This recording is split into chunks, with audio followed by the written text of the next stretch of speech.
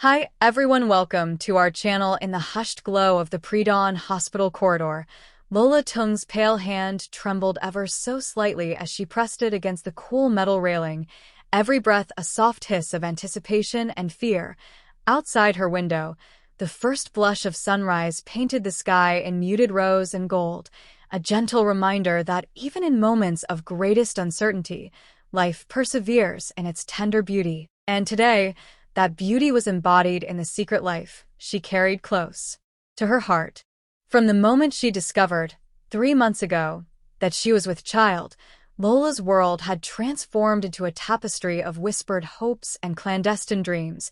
The soft kick beneath her ribs that felt like a tiny promise, the rushed, clandestine meetings with the head nurse who, with a sympathetic nod and averted gaze, safeguarded her privacy. The whirlwind of conflicting emotions that danced beneath her skin as rumors swirled in celebrity circles about the identity of her unborn child. Rumors that pointed inexorably to one man,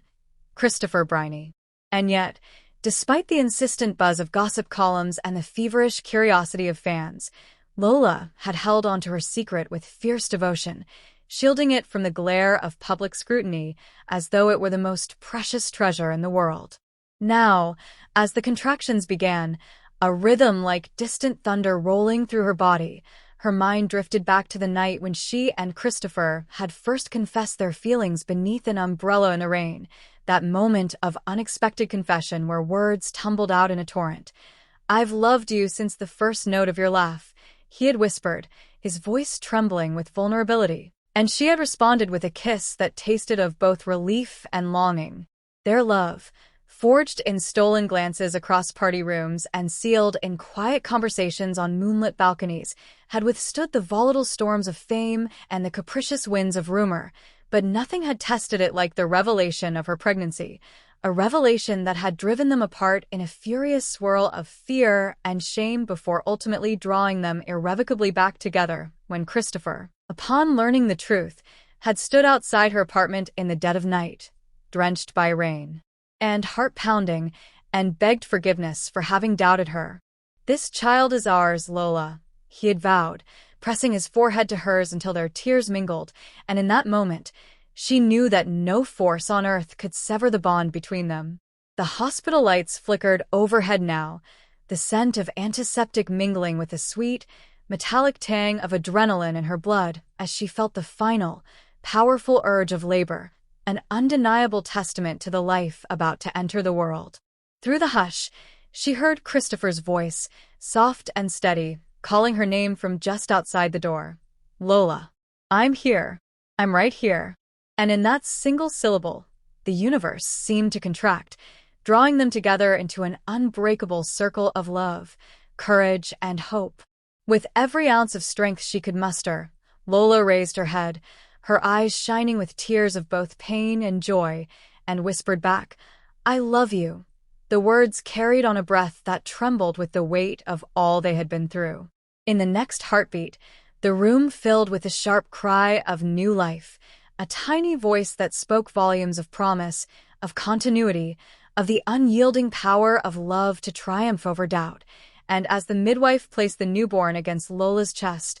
she felt the world shift beneath her in the most beautiful way imaginable. Christopher entered then, his gaze locked on the child's tiny face, and as he knelt beside her bed, their hands intertwined over the soft curve of Lola's womb, the three of them formed a tableau of perfect unity, a mother, a father, and the child whose arrival had been long awaited, whose identity had been the subject of so much speculation, and yet who, in this moment, was simply and utterly theirs. And as dawn's first rays spilled through the window, illuminating their tears and their smiles in equal measure, Lola, and every heart that had followed her journey, understood at last that the greatest love story is never scripted by fate or circumstance, but written in the quiet, courageous moments when we choose to believe in something so profound, so life-affirming, that it changes us forever.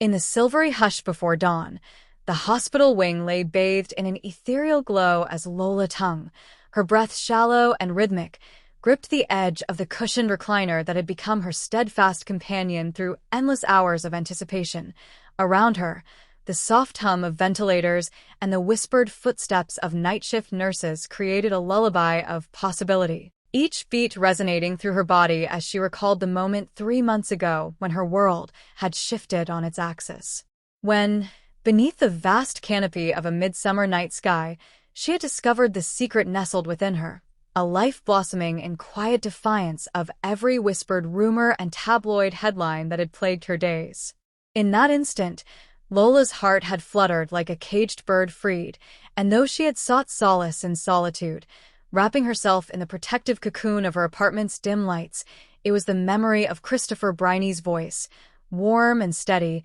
that had soothed her fears.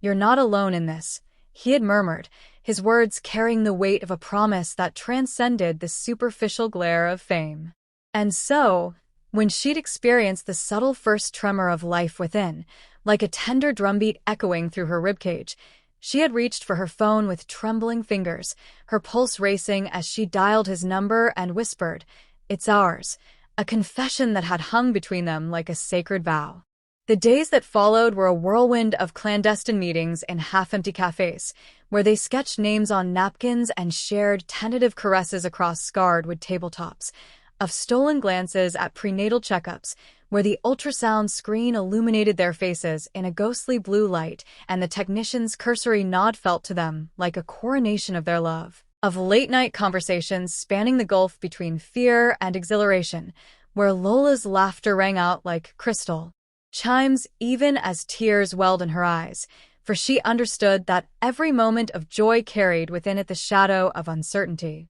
Rumors, insidious as creeping vines, had wound their way through celebrity circles, that the father was a musician with wandering eyes, that the pregnancy was a mere publicity stunt, that the child would be sold into the highest bidder for fortune and spectacle, and each rumor had felt to Lola like a blade against her ribs, threatening to sever her from the truth she held so tenderly. Yet through every storm, Christopher stood unwavering, his resolve as solid as granite, his fingers interlaced with hers through every ultrasound appointment,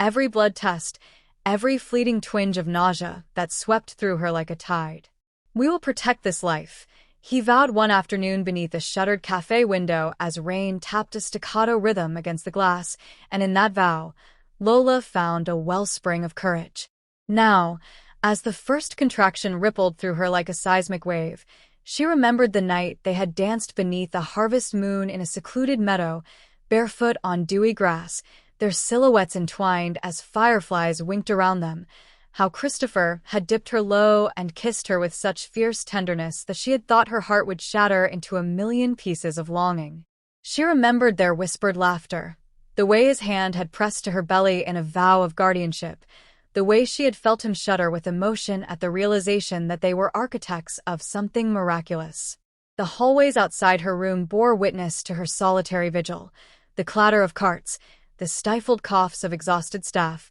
the distant ring of a phone. Through the door, a pane of frosted glass etched with the emblem of the hospital separated her world from the sterile bustle beyond, yet in her mind, the glass was impermeable, for Lola was suspended in a cocoon of sensation, the ache in her lower back, the tightening of muscles that heralded the imminent arrival of life, the steady drip of saline from the fore in her arm, a reminder that she was tethered to the machinery of modern medicine even as she embarked on the most primal, elemental journey of all. Hours earlier, she had refused pain medication, determined to feel every brushstroke of creation, to honor the legacy of her grandmother, whose gentle hands had delivered her own mother under the lantern's glow in a village far from the roar of city traffic. Lola closed her eyes and summoned the memory of that lantern light, the way it had danced across her grandmother's weathered face, illuminating lines etched by years of laughter and sorrow,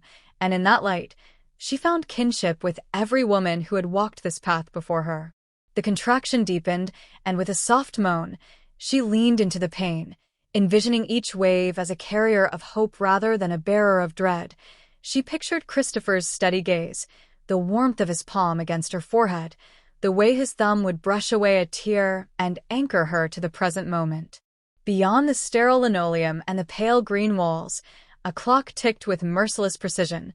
4:17 a.m. The night outside was still hours from surrendering to day, yet within these walls, a new day was about to dawn, one that would diminish the distance between rumor and reality, between whispers and declarations, between longing and fulfillment. As the midwife stepped into the room, her posture calm and assured, Lola felt the final, irresistible surge of labor propel her toward destiny. She braced her legs, her knuckles whitening as she gripped the sheets, and called out Christopher's name in a voice both fierce and tender, summoning him to her side as though by sheer force of will. Moments later, he arrived, breathless and wide-eyed, his silhouette haloed by the corridor light, and their hands met above Lola's heart in a gesture that spoke volumes of shared terror and unwavering devotion. "I'm here," he whispered, his voice cracking with emotion, and in that instant, the world narrowed to the space between their palms,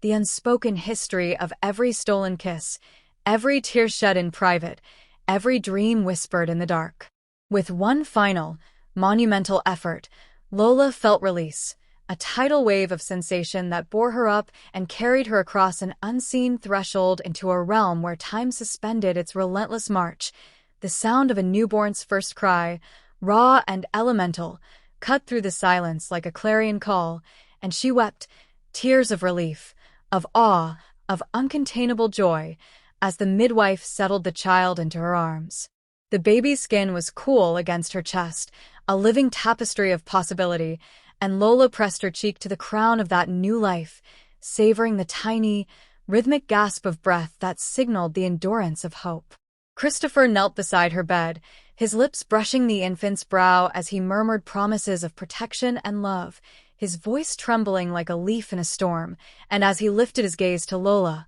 their eyes locked in a communion deeper than words, each recognizing in the other a partner forged in fire and gentleness, in excitement and fear, in the inexorable pull of two souls destined to converge. Outside, the eastern horizon brightened, streaks of amber and rose staining the sky, and in that moment of perfect convergence, of dawn, of new life, of a love tested by shadows and rumor and fear,